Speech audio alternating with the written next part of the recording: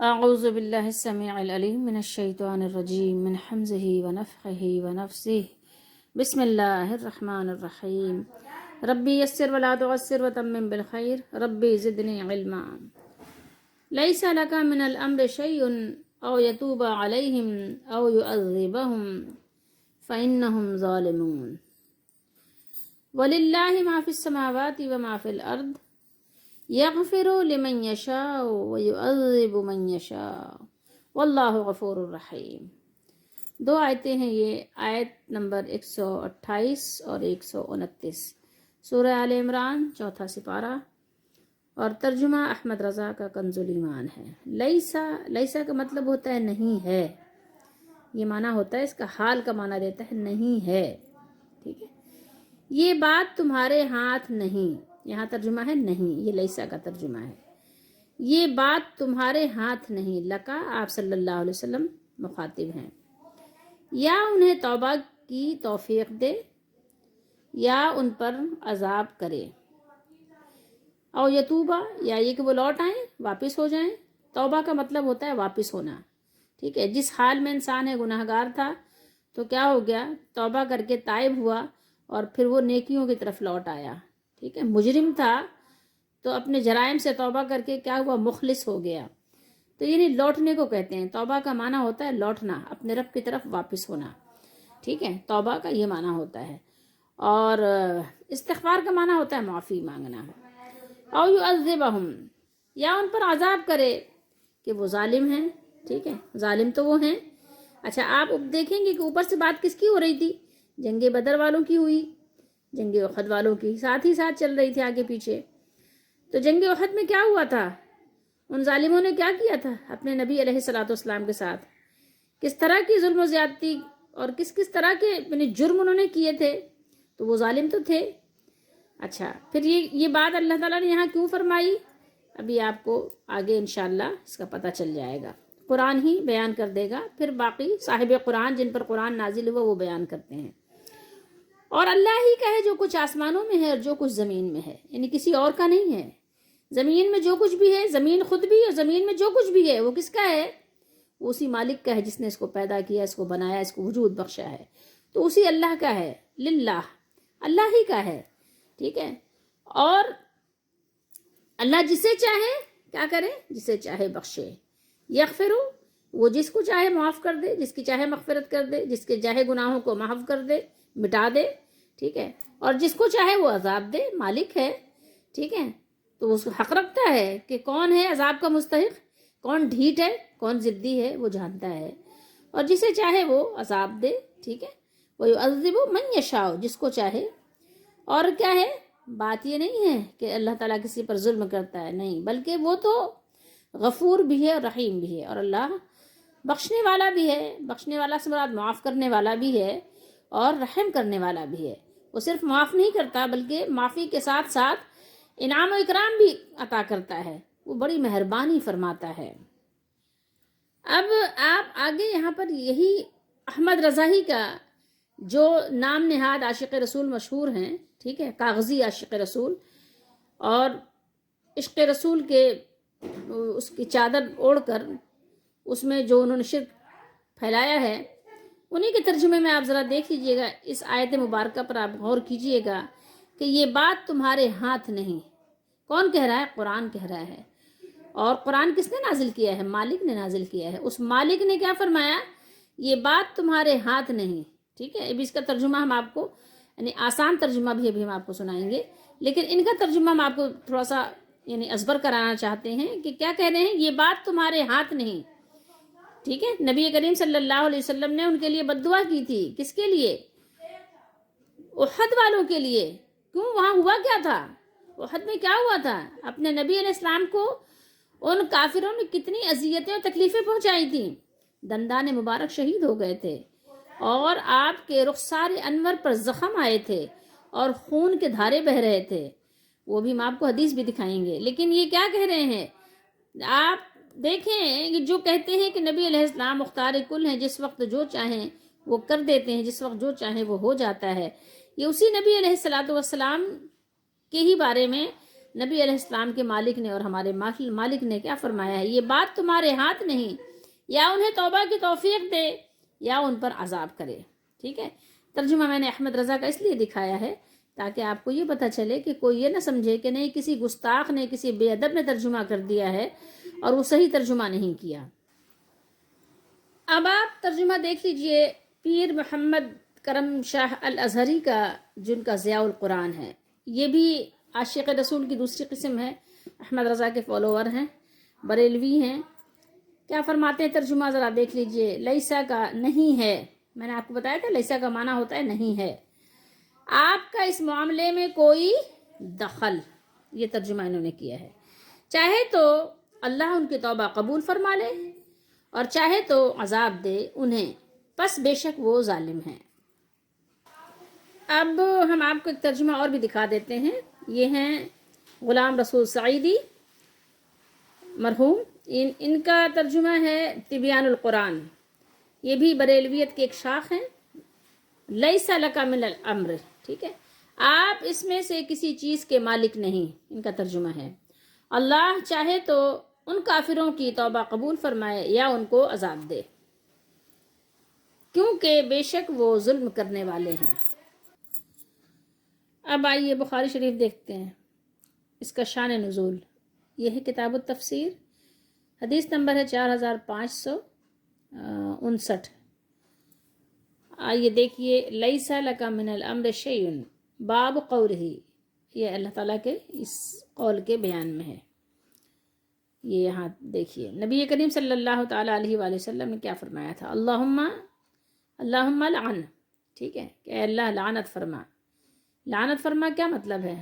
اپنی رحمت سے دور فرما. فلانن و فلانن و فلانن، بعد ما یقول سمع اللہ لمن حمدہ ربنا ولک الحمد. پھر کیا ہوا؟ فانزل اللہ لیس لک من الامر شیء الی قولہ، یعنی کہاں تک؟ فانہم ظالمون تک یہ آیت نازل ہوئی. اب میں آپ کو دکھاتی ہوں. فرماتے ہیں عبداللہ بن عمر رضی اللہ تعالیٰ عنہما نے بیان کیا اور انہوں نے رسول اللہ صلی اللہ علیہ وسلم سے سنا. آپ صلی اللہ علیہ وسلم نے فجر کی دوسری رکعت کے بعد رکوع سے سر اٹھا کر یہ بد دعا کی، اے اللہ فلاں فلاں اور فلاں کافر پر لعنت کر. یہ بد دعا آپ نے سمع اللہ لمن حمدہ اور ربنا ولک الحمد کے بعد کی تھی. اس پر اللہ تعالیٰ نے یہ آیت مبارکہ اتاری، آپ کو اس معاملے میں کوئی دخل نہیں، آخر آیت تک، یعنی ٹھیک ہے، فإنہم ظالمون تک. یہ بھی بخاری شریف ہے، کتاب المغازی ہے. یہاں بھی اسی آیت کی تفسیر میں امام بخاری اس کو لے کر آئے ہیں، لیس لک من الامر شیء او یتوب علیہم او یعذبہم فإنہم ظالمون. یہاں بھی دیکھیے، آپ کو اس امر میں کوئی اختیار نہیں، اللہ خواہ ان کی توبہ قبول کرے یا انہیں عذاب کرے، پس بے شک وہ ظالم ہیں. حمید اور ثابت بنانی نے انس رضی اللہ تعالی عنہ سے بیان کیا، ٹھیک ہے، کہ غزوہ احد کے موقع پر نبی کریم صلی اللہ علیہ وآلہ وسلم کے سر مبارک میں زخم آ گئے تھے، تو آپ نے فرمایا وہ قوم کیسے فلاح پائے جس نے اپنے نبی کو زخمی کر دیا. یہ کوئی معمولی بات ہے کہ نبی علیہ السلام، آج تو آپ پروانوں کی طرح ترانے گاتے ہیں، لیکن جس وقت نبی علیہ السلام موجود تھے اس وقت نبی علیہ السلام کو زندگی میں کتنی اذیت دی گئی، اپنے بستی میں، اپنے شہر میں، اپنی جگہ پر رہنے بھی نہیں دیا گیا، یہاں تک کہ ہجرت کرنے کا موقع بھی کس طرح سے مطلب آپ نے نکالا. ہجرت کرنے کے لیے بھی دشمن بن گئے، ہجرت بھی نہیں کرنے دے رہے تھے. کتنے 100-200 اونٹوں کا انہوں نے کیا کیا تھا؟ انہوں نے اعلان کیا تھا کہ اس کو انعام ملے گا کہ جو نبی کریم صلی اللہ تعالیٰ علیہ وآلہ وسلم کی خبر لائے گا کہ وہ کہاں ہیں. سوچئے، غار میں آپ صلی اللہ علیہ وسلم کو چھپنا پڑا، 3 روز آپ غار میں بیٹھے رہے. آپ تو غار کی جا کے زیارتیں کرتے ہو کہ غار میں نبی بیٹھے تھے علیہ السلام. آپ نبی علیہ السلام کی زندگی پہ غور نہیں کرتے کہ نبی کریم صلی اللہ علیہ وآلہ وسلم کو اس وقت کتنا غم ہوا ہوگا، کتنا دکھ ہوا ہوگا، آپ کتنا غمگین ہوئے ہوں گے اس وقت کہ قوم چین نہیں لینے دے رہی تھی آپ کو. تو اس وقت کا آپ ذرا تصور کر سکتے ہیں کہ جس وقت اپنے لوگ اس قدر دشمن ہو جائیں کہ نہ صرف اپنے گھر میں اپنی جگہ پر رہنے دیں بلکہ شہر سے نکلنے بھی نہ دیں، کہیں اور جانے کا موقع بھی نہ دیں۔ آپ تصور کر سکتے ہیں کہ نبی کریم صلی اللہ تعالیٰ علیہ وآلہ وسلم کو کتنا غم ہوا ہوگا، آپ کتنا رنجیدہ ہوئے ہوں گے، اللہ نے آپ کی کیسی ڈھارس بندھائی ہوگی، اللہ نے آپ پر کیسے سکینہ نازل کیا ہوگا، سب اللہ نے بیان کیا ہے قرآن میں بھی۔ تو آپ اس وقت کے منظر کو ذرا تصور میں تو لائیں۔ آپ تو آج ترانے گاتے ہیں اور بس ایسے گیت آپ نے بنائے ہوئے ہیں کہ جب جیسے نبی علیہ السلام دنیا میں پھولوں کے سیجوں پر زندگی گزار کر اور اپنی مرضی سے اپنا حکم چلا کر دنیا سے تشریف لے گئے ہیں، ایسا نہیں تھا۔ اگر آپ قرآن و حدیث پڑھیں تو آپ کو اندازہ ہوگا کہ قوم نے نبی علیہ السلام کی زندگی میں کتنی اذیتیں دی ہیں، کبھی آپ نے شاید غور نہیں کیا۔ اگر آپ غور کرتے تو آپ اس مشن کو جاری رکھنے کی کوشش کرتے، اور یہ سب کچھ نبی علیہ السلام کے ساتھ کیوں ہوا؟ اللہ کے دین کو نافذ کرنے کے لیے، اس پر عمل بھی کرتے تھے اور اس کے نفاذ کے لیے دن رات کوشش میں لگے رہتے تھے۔ ذرا آپ اپنے اوپر تو کبھی غور کریں کہ آپ کی قوم اگر آپ کے ساتھ ایسا کرے تو آپ کو کیسا لگے گا۔ تو اس نبی علیہ السلام کے ساتھ لوگوں نے کتنے ظلم اٹھائے، تو نبی علیہ السلام نے اپنی زبان مبارک سے یہ الفاظ ادا کیے۔ آپ کو وہ منظر بھی یاد رہنا چاہیے جو طائف میں ہوا تھا، میں بھی اس پر بھی آپ سے بات کروں گی، لیکن ذرا پہلے آپ اس پہ غور کیجئے۔ تو نبی علیہ السلام نے جب یہ بات فرمائی تو کوئی بے موقع بات تو نہیں تھی، بات تو آپ کی بالکل درست تھی۔ میں اور آپ تو کتنی بد دعائیں دیتے ہیں اپنے دشمن کو کہ تھوڑی سی تکلیف بھی پہنچا دے تو ہم تو اس کے جان کے دشمن بن جاتے ہیں، لیکن قربان ہو نبی کریم صلی اللہ علیہ وسلم کے اخلاق پر کہ ایسے وقت میں بھی آپ صلی اللہ علیہ وسلم کتنے صبر و تحمل اور ضبط سے کام لیتے ہیں، آپ کتنے حلیم الطبع ہیں، کتنے درگزر کرنے والے ہیں۔ کیا مطلب اس کا تو کوئی یعنی اپنے بیان میں نہیں لا سکتا کہ جو نبی علیہ السلام کا اخلاق تھا۔ لیکن آپ نے اس وقت یہ بات بہرحال فرمائی کہ وہ قوم کیسے فلاح پائے جس نے اپنے نبی کو زخمی کر دیا۔ اس پر یہ آیت مبارکہ لیس لک من الامر شیء نازل ہوئی۔ تو بہرحال اس حدیث شریف کو بھی امام بخاری نے کافی جگہ مذکور یعنی ذکر فرمایا ہے، انہوں نے نقل کیا ہے اس حدیث شریف کو بھی، اور آپ صلی اللہ تعالیٰ علیہ وآلہ وسلم کا چہرہ مبارک زخمی ہوا اور بہت کچھ آپ صلی اللہ علیہ وسلم نے کفار و مشرکین کی وجہ سے تکلیف اٹھائی۔ حضرت بی بی فاطمہ زہرا رضی اللہ تعالیٰ عنہ پانی سے پہلے دھو رہی تھیں آپ صلی اللہ علیہ وسلم کا زخم، پھر وہ پانی سے جب زخم دھو رہی تھی تو خون کے فوارے نکل رہے تھے، بخاری میں ہے، انشاءاللہ کبھی اس کا ذکر کریں گے۔ لیکن پھر جب دیکھا کہ پانی سے خون نہیں بند ہو رہا ہے بلکہ اور زیادہ خون بہہ رہا ہے، تو پھر وہ ایک بوریا وغیرہ کچھ جلایا گیا تھا، وہ جلا کر اس کی راکھ جو ہے آپ صلی اللہ علیہ وسلم کے زخم مبارک پر چپکایا گیا تھا، اور حضرت علی رضی اللہ تعالیٰ عنہ پانی بھر بھر کر لا کر دے رہے تھے۔ تو بہرحال یہ حال تھا قوم کا، اور اس پر جب آپ صلی اللہ تعالیٰ علیہ وآلہ وسلم نے ان کے لیے جب اس طرح کی آپ نے یعنی دعا یا بد دعا فرمائی، دعا تو ظاہر دعا ہوتی ہے، بد دعا وہ کہ جو یعنی برے انجام کے لیے ہو، ٹھیک ہے، اچھے انجام کے لیے جو دعا کی جاتی ہے اس کے دعا کہتے ہیں، اور جو برے انجام کے لیے ہو اس کو بد دعا کہتے ہیں۔ تو بہرحال آپ صلی اللہ تعالیٰ علیہ وآلہ وسلم نے جب دعا کی تو اللہ تعالیٰ نے آپ کو منع فرما دیا، اللہ نے فرمایا کہ نہیں، اور آپ کو معلوم ہے کہ وہی لوگ پھر ایمان لے آئے، وہی جنگ احد میں حضرت ابو سفیان رضی اللہ تعالیٰ عنہ ہو گئے، وہ ایمان لے آئے، حضرت خالد بن ولید رضی اللہ تعالیٰ عنہ، حضرت عبداللہ بن عمر بن عاص رضی اللہ تعالیٰ عنہ، یعنی وہی جنگ احد میں جن کے ذریعے سے اتنا نقصان پہنچا تھا، 70 صحابہ شہید ہوئے تھے، مسلمانوں کو ایک بہت بڑی تکلیف آن پہنچی تھی ان لوگوں کی وجہ سے، اور وہی لوگ حلقہ اسلام میں داخل ہوئے اور جنت کی بشارتیں حاصل کر لیں۔ تو یہ اللہ تعالیٰ کے اختیار میں ہے، اللہ تعالیٰ نے یہاں بیان فرمایا۔ اب یہ لوگ جو کہتے ہیں بہت زیادہ زور شور سے نعرے لگاتے ہیں کہ جو ان کے پیروں کے پاس اختیارات ہیں، تو ان کو ان آیات مبارکہ اور احادیث مبارکہ پر غور کرنا چاہیے کہ وہ ایسی باتیں کیوں کرتے ہیں۔ اللہ تعالی ہم سب کو دین صحیح طریقے سے اور قرآن مجید کو، احادیث مبارکہ کو اور سنت کو صحیح طریقے سے سمجھنے کی توفیق دے۔ اور اسی کے ساتھ آپ کو یہ بھی معلوم ہوگا کہ طائف میں جب لوگوں نے آپ صلی اللہ تعالیٰ علیہ وآلہ وسلم کو زخمی کیا تھا، انہوں نے بچوں کو لگا دیا تھا، دیوانوں کو لگا دیا تھا نبی کریم صلی اللہ علیہ وسلم کے پیچھے، اور کسی نے آپ صلی اللہ علیہ وآلہ وسلم کی بات نہیں سنی۔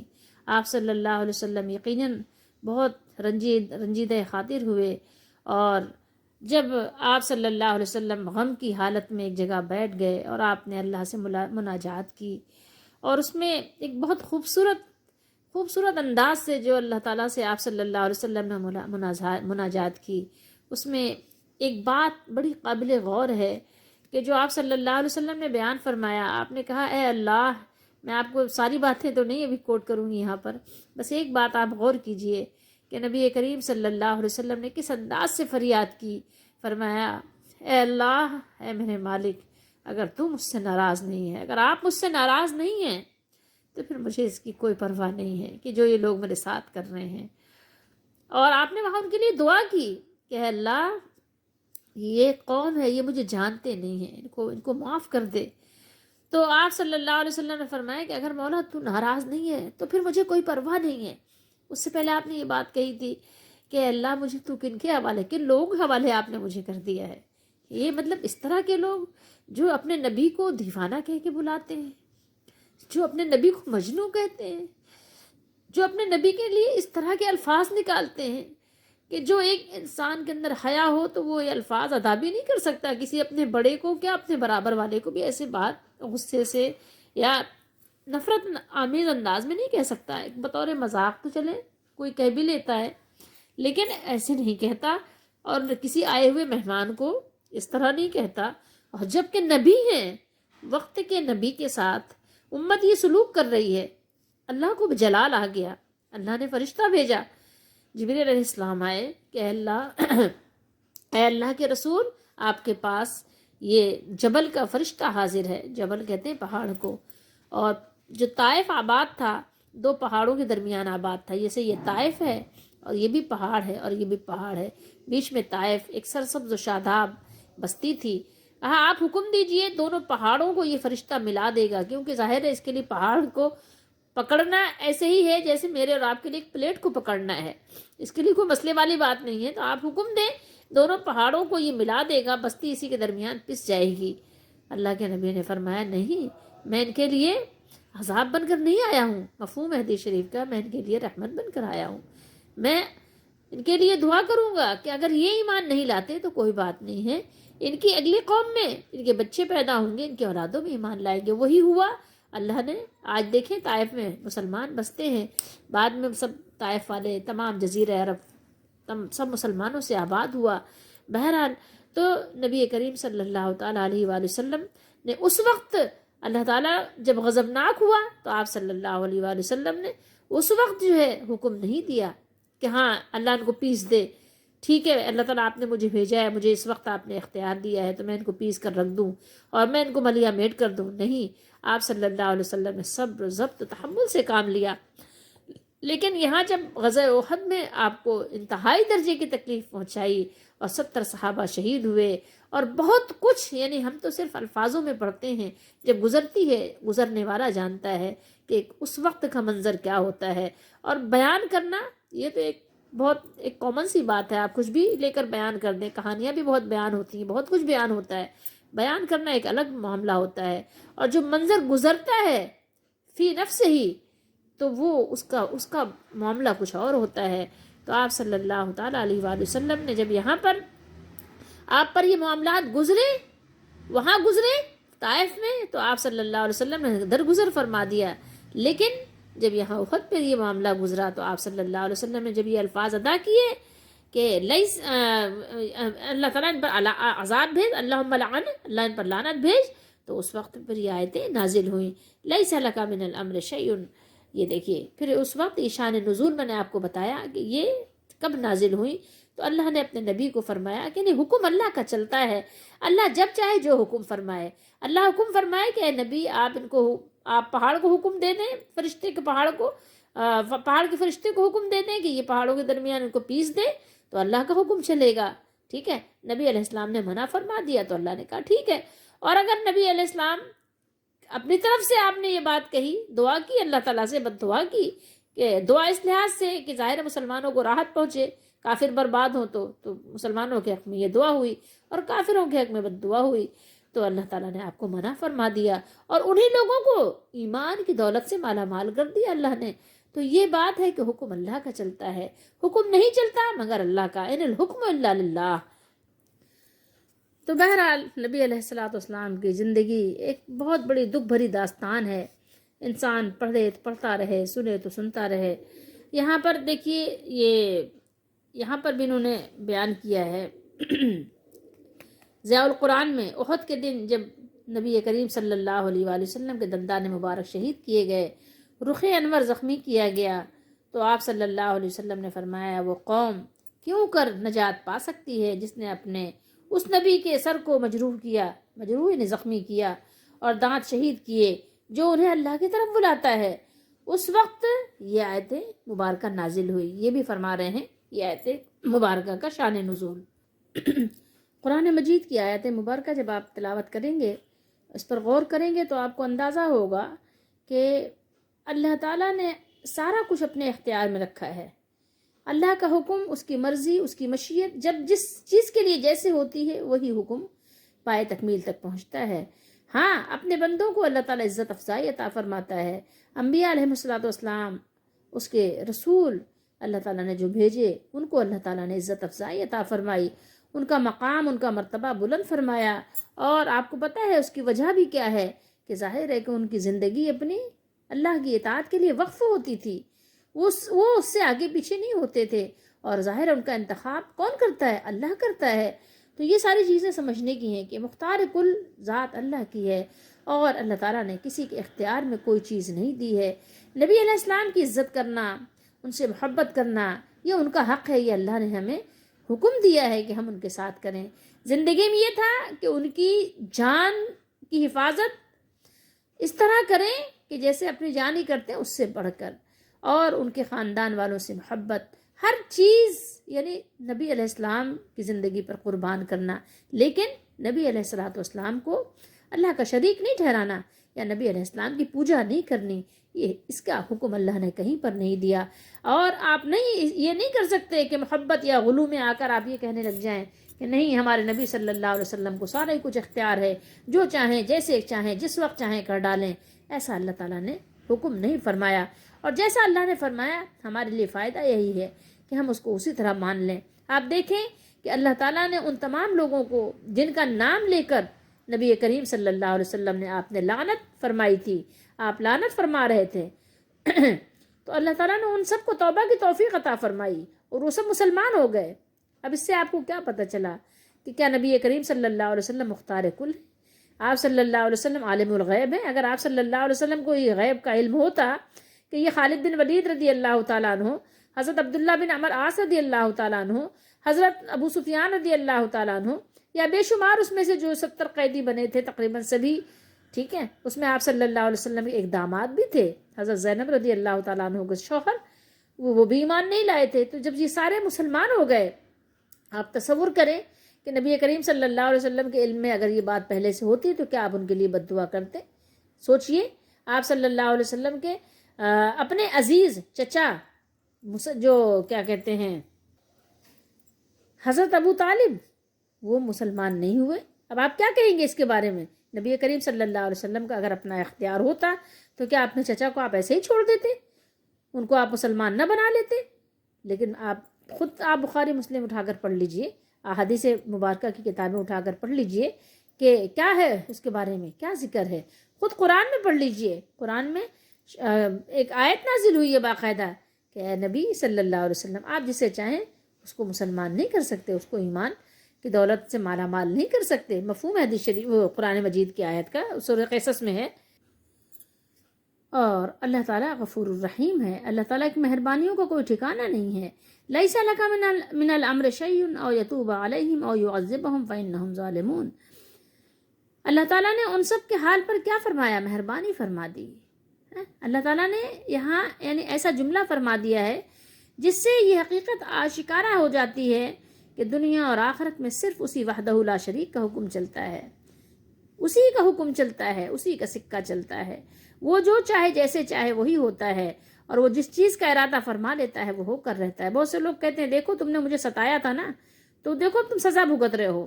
نہیں، یہ بات نہیں ہے، سزا تو سب بھگت رہے ہیں، سزا تو جو یہ بات کہہ رہا ہے وہ خود بھی بھگت رہا ہے، کیونکہ ظاہر ہے کون ایسا ہے کہ جس نے جو ہے خطا نہیں کی ہے، جو پاک ہے بالکل، بتائیں کون ایسا ہے؟ لیکن نبی علیہ الصلوۃ والسلام جو معصوم ہیں، جو خطا سے پاک ہیں، وہ اور بات ہے جو چھوٹی موٹی جو باتیں جو اللہ تعالیٰ نے بیان فرمائی کہ اللہ تعالیٰ نے معاف فرما دی، جیسے شہد وغیرہ کے بارے میں سورہ تحریم وغیرہ میں ہے، وہ اس کو چھوڑ دیجئے۔ لیکن نبی علیہ الصلوۃ والسلام آپ صلی اللہ تعالیٰ علیہ وآلہ وسلم جو سب سے زیادہ اللہ تعالیٰ یعنی برگزیدہ ہیں، معزز ہیں، مکرم ہیں، محترم ہیں، بزرگی حاصل ہے، ان کو اللہ تعالیٰ کیا فرما رہا ہے؟ لیس لک من الامر شیء، اے نبی، اے پیغمبر، اے محبوب صلی اللہ علیہ وسلم، اس کام میں آپ کو کچھ اختیار نہیں۔ یعنی جس نے نبی کو ستایا تھا، اب اس سے بڑا مجرم کون ہوگا؟ اس کو اللہ تعالیٰ نے کیا کیا؟ ہدایت دے دی، اس کو اللہ تعالیٰ نے رضی اللہ عنہ کو سرٹیفکیٹ دے دیا۔ میں اور آپ کیا چیز ہیں؟ میں اور آپ فوراً بھی کہتے ہیں فلاں نے میرے ساتھ دیکھو یہ کیا تھا، وہ بھگت رہا ہے۔ بھائی یہ ایسا نہیں ہے، یہ اللہ تعالیٰ کی اپنی مشیت ہے، کسی کی کرنا، ہاں کسی کو ستاؤ نہیں، ستانا نہیں چاہیے، یہ اور بات ہے، لیکن یہ نہیں کہ آپ کو کسی نے تکلیف پہنچا دی تو اب وہ بھگت رہا ہے، یہ اس طرح کی باتیں نہیں کرنی چاہیے۔ اللہ تعالیٰ نے فرما دیا اس کام میں آپ کو کچھ اختیار نہیں، بلکہ تمام اختیارات، تمام تر تصرفات اور اختیارات کس کا ہے؟ وہ میرا ہی ہے، اللہ ہی کا ہے، جیسا کہ اللہ تعالیٰ نے فرمایا فَإِنَّمَا عَلَيْكَ الْبَلَاغُ وَعَلَيْنَا الْحِسَابُ، سورہ رعد میں، تو آپ کا کام ہمارے احکام کا پہنچا دینا ہے اور ہمارا کام کیا ہے؟ حساب لینا ہے۔ اللہ کے نبی کیا کریں گے؟ فَإِنَّمَا عَلَيْكَ الْبَلَاغُ اور وَعَلَيْنَا الْحِسَابُ، حساب کس کے ذمے ہے؟ اللہ کے ذمے ہے۔ لَيْسَ عَلَيْكَ هُدَاهُمْ وَلَكِنَّ اللَّهَ يَهْدِي مَن يَشَاءُ، سورہ بقرہ میں اللہ نے فرمایا اے نبی صلی اللہ علیہ وسلم، آپ ان لوگوں کی ہدایت کے ذمہ دار نہیں ہیں۔ لیس علیک ہداہم، بلکہ اللہ ہی ہے جس کو چاہتا ہے ہدایت دیتا ہے۔ ولکن اللہ یہدی من یشاء، اور فرمایا سورہ قصص میں انک لا تہدی من احببت ولکن اللہ یہدی من یشاء، بے شک آپ جسے چاہیں ہدایت نہیں کر سکتے، آپ راہ راست پر نہیں لا سکتے، آپ مسلمان نہیں بنا سکتے، آپ جس کو چاہیں آپ ایمان والا نہیں کر سکتے، بلکہ کیا ہے؟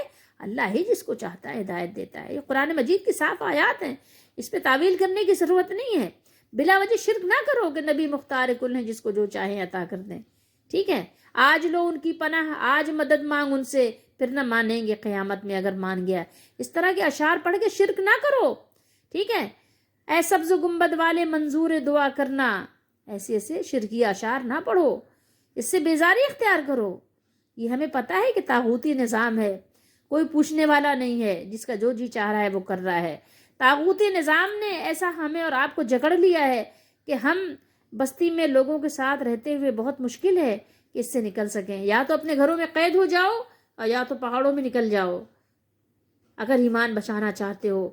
بہت مشکل دور ہے، لوگوں سے خلط ملط، کم سے کم ملاقات، میل جول رکھو، یہ طاغوتی نظام ہے۔ تو لیکن بہرحال بات یہی ہے کہ سارا کچھ اختیار اللہ کا ہے، بے شک اللہ جسے چاہے ہدایت عطا کریں، اور اللہ تعالیٰ ہدایت دے سکتا ہے، ٹھیک ہے؟ بلکہ اللہ ہی جس کو چاہتا ہے ہدایت دیتا ہے، ٹھیک ہے؟ لیس لک من الامر شیء، آپ تصور کریں کیا بیان ہو رہا ہے، غور تو کریں۔ آپ کہتے ہیں آپ کے پیر صاحب کو سب کچھ معلوم ہے، ان کو سب علم ہے، وہ جو چاہیں کر دیں، کیسے کر دیں گے؟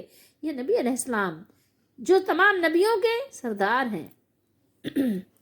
یہاں فرمایا للہ ما فی السماوات و ما فی الارض، یعنی یہ سمجھیے کہ آسمانوں اور زمین میں جو کچھ ہے، جتنا کچھ ہے اور جہاں بھی ہے، وہ اسی اللہ کی ملکیت ہے، اور آسمانوں اور زمین کے سب رہنے والے اسی کے بندے ہیں اور اسی کے غلام ہیں، سب اللہ تعالیٰ کے حکم کے پابند ہیں۔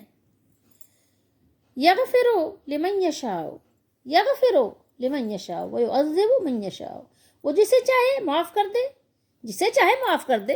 کون اس سے پوچھے گا کہ اللہ اپنے خالد بن ولید رضی اللہ تعالیٰ عنہ کو کیوں معاف کر دیا؟ اے اللہ آپ نے حضرت ابو سفیان رضی اللہ تعالیٰ عنہ کو کیوں معاف کر دیا؟ ان لوگوں نے اور مکے والوں نے تو اتنی تکلیفیں پہنچائی تھیں نبی کریم نبی محترم صلی اللہ علیہ وسلم کو، اللہ آپ نے کیوں معاف کر دیا؟ کون اللہ سے پوچھے گا؟ اللہ جسے چاہے معاف کر دے، جسے چاہے اللہ تعالیٰ مہربانی کرے، جس پر چاہے تو کون، جو اس کو چاہے جیسے چاہے اللہ تعالیٰ معاملات کرے۔ کون ہے اس سے پوچھنے والا؟ کون ہے اس سے سوال کرنے والا؟ یغفر لمن یشاء، وہ جسے چاہے معاف کر دے، جسے چاہے اپنی مہربانی میں داخل کر لے، اور جسے چاہے عذاب دے۔ اس کا تصرف ہے اور اس کا اختیار ہے، کوئی اس کے حکم کو ٹال نہیں سکتا، اور جو کچھ وہ کرتا ہے اس سے کوئی پوچھ نہیں سکتا، جبکہ ان سب سے باز پرس ہوگی، ہر ایک سے پوچھا جائے گا، ہر ایک سے سوال ہوگا، لیکن اللہ سے کون سوال کرے گا؟ واللہ غفور الرحیم، اللہ بخشنے والا ہے، اللہ معاف کرنے والا ہے، اللہ درگزر کرنے والا ہے، اللہ گناہوں کو مٹا دینے والا ہے، اللہ مہربانی کرنے والا ہے، اللہ رحم کرنے والا ہے۔ یہ اللہ کی مہربانی یہ تو ہے کہ اللہ نے اپنے نبی کو رحمت بنا کر بھیجا، یہ اللہ کی مہربانی تو ہے۔ اور کیا ہے آپ بتائیے نا، کہ جنگ احد میں 70 قیدی بنائے گئے تھے، اللہ کے نبی چاہتے تو سب کا اکثر قلم کروا دیتے، لیکن اللہ کے نبی نے ان سے جزیہ لے کر ان کو موقع دیا، ان میں سے مسلمان ہو گئے۔ اب سوچئے یہ مہربانی اللہ کی نہیں ہے تو کس کی ہے؟ اللہ نے اپنے نبی کو بھیجا اور نبی کو مہربان بنایا، نبی کو رحمت بنایا، یہ ساری مہربانی کس کی ہے؟ یہ ساری مہربانی اللہ کی ہے۔ اللہ کے نبی کو اس کے خادم تکلیف پہنچا رہے ہیں، سوچئے، سر زخمی کر رہے ہیں، رخسار چہرہ زخمی کر رہے ہیں، خون بہا رہے ہیں، کس کا؟ اپنے نبی کا، جس پر جان چھڑکنا چاہیے تھا، جس کی وجہ سے اپنا خون بہانا چاہیے تھا، اپنی جان دینی چاہیے تھی، اس کی جان لے رہے ہیں، اس کی جان کے دشمن بنے ہوئے ہیں، اور اللہ تعالیٰ ان کو پھر بھی معاف فرما رہا ہے۔ وہ مہربان نہیں ہے تو کیا ہے؟ وہ بہت مہربان ہے۔ سوچئے تھوڑی دیر کے لیے، نبی کریم صلی اللہ علیہ وسلم نے کیا فرمایا تھا؟ اللہ کے نبی نے فرمایا کیف یفلح قوم شجوا نبیہم، وہ قوم کس طرح فلاح پائے گی جس نے اپنے نبی کو سر کو زخمی کر دیا، سر پہ چوٹ لگائی، سر پہ جو ہے تیر تلوار مارے۔ سوچئے نبی کریم صلی اللہ علیہ وسلم نے کیا فرمایا کیف یفلح قوم فعلوا ھذا